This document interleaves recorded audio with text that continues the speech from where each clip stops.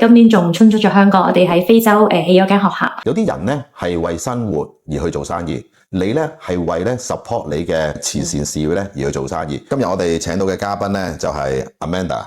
好，其實 Amanda 幫屋企做生意，成立咗一啲慈善嘅機構。你自己都捱過好多苦啦，咁我童年就麻麻地啦，覺得所以成日都好想去做一啲好有意義嘅事，因為覺得人一生咧，其實好多嘢都帶唔走，但係反而你可以成就到一啲嘢咧，其實係活着嘅一個最大價值嚟嘅。同埋，我想盡最大能力可以幫每一個小朋友都有一個好快樂嘅童年，因為有啲人係真係用一生嚟去治癒童年嘅，所以我希望可以用自己嘅能力可以將呢啲事情去減少，所以呢個係我夢想嚟。有冇一啲人係喺你而家嘅工作或者你嘅事業上邊係幫到你咧都？咁我簡單舉兩個例子啦。咁我以前喺15、16歲嘅時候咧，其實我就做過餐廳嘅，係啦。咁當時嘅老闆同老闆娘咧，其實都教識我好多，因為我自己屋企都有啲餐飲嘅生意嘅。呢一方面佢都即係俾咗好多嘅意見我啦，同埋我自己因為做慈善同埋坐喺前機又係我自己夢想嚟嘅。咁去到依家佢哋每一間鋪頭，因為都有擺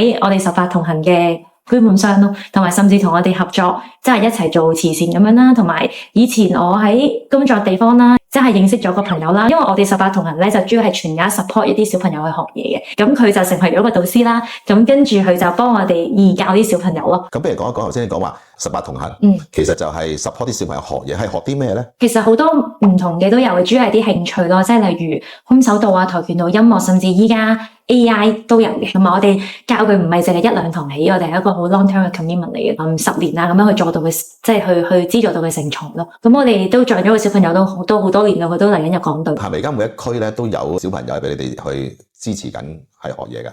係啊，同埋除咗香港，其實我哋今年仲衝出咗香港，我哋喺非洲起咗間學校，跟住將一啲香港嘅二手電腦，我哋仲帶咗過去寫咗個 AI 嘅 course 啦。咁有啲小朋友就利用我哋嘅課程，都已經賺到佢人生嘅第一筆錢咯。雖然好少啫，得1蚊歐元啫，係啦。咁但係都係一個好嘅開始咯。如果再俾你去選擇，你會唔會再繼續做慈善呢個事業咧？我會啊，我仲會早啲做添。